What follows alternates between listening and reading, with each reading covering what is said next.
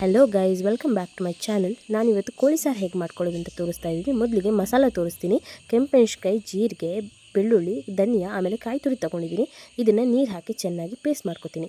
ಆ ನಂತರ ಒಂದು ಪಾತ್ರೆಗೆ ಎಣ್ಣೆ ಅಥವಾ ತುಪ್ಪ ಹಾಕ್ಕೋಬೋದು. ನಾನು ಎಣ್ಣೆ ತೊಗೊಂಡಿದ್ದೀನಿ. ಇದಕ್ಕೆ ಶುಂಠಿ ಹಾಕ್ಕೊಂಡಿದ್ದೀನಿ ನೋಡಿ. ಶುಂಠಿ ಹಾಕಿದ ನಂತರ ಇದಕ್ಕೆ ಈರುಳ್ಳಿ ಹಾಕ್ಕೊಂಡಿದ್ದೀನಿ. ಈರುಳ್ಳಿ ಸ್ವಲ್ಪ ಹಾಕ್ಕೊಂಡಿದ್ದೀನಿ, ಯಾಕಂದರೆ ಮಾಂಸನೂ ಸ್ವಲ್ಪ ಇತ್ತು ಅಂತ ಹೇಳಿಬಿಟ್ಟು. ನಿಮಗೆ ಎಷ್ಟು ಕೆ ಜಿ ತೊಗೋತೀರ ಅದ್ರ ಮೇಲೆ ಹಾಕ್ಕೊಳ್ಳಿ.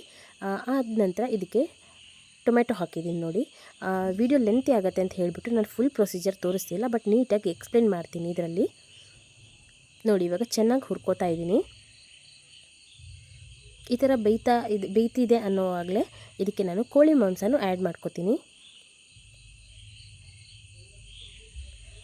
ಬ್ಯಾಕ್ಗ್ರೌಂಡಲ್ಲಿ ಡಿಸ್ಟರ್ಬೆನ್ಸ್ ಇದೆ ಫ್ರೆಂಡ್ಸ್, ಪ್ಲೀಸ್ ಅಡ್ಜಸ್ಟ್ ಮಾಡ್ಕೊಳ್ಳಿ, ಅದನ್ನ ಇಗ್ನೋರ್ ಮಾಡಿ ನೋಡಿ. ಇವಾಗ ಕೋಳಿ ಮಾಂಸನೂ ಅಷ್ಟೇ ಹಾಕಿದ್ದೀನಿ. ಅದಕ್ಕೆ ಉಪ್ಪು ಮತ್ತು ಅರಶಿನ ಹುಡಿ ಹಾಕಿ ಬೇಯೋಕ್ಕಿಡ್ತೀನಿ. ಮುಚ್ಚಳ ಮುಚ್ಚಿ ಬೇಯೋಕ್ಕಿಡ್ತೀನಿ. ಬೇಕಿದ್ರೆ ನೀರು ಆ್ಯಡ್ ಮಾಡ್ಬೋದು, ಕ್ವಾಂಟಿಟಿ ಜಾಸ್ತಿ ಇದೆ ಅಂತ ಹೇಳಿದ್ರೆ, ಯಾಕಂದರೆ ಕೋಳಿ ಸಾರು ಮಾಡೋದಲ್ವ, ಪರವಾಗಿಲ್ಲ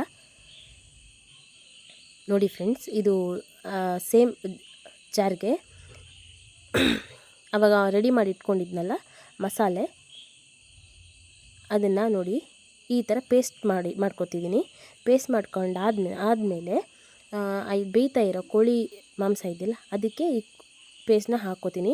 ಪೇಸ್ಟ್ ಹಾಕ್ಕೊಂಡು ಸ್ವಲ್ಪ ನೀರು ಹಾಕ್ಕೊಂಡು ಎಷ್ಟು ಬೇಕೋ ಅಷ್ಟು ಕ್ವಾಂಟಿಟಿಗೆ ಮಾಡ್ಕೊತಾ ಇದ್ದೀನಿ ನೋಡಿ. ತುಂಬ ತೆಳ್ಳಗೆ ಮಾಡ್ಕೋಬೇಡಿ.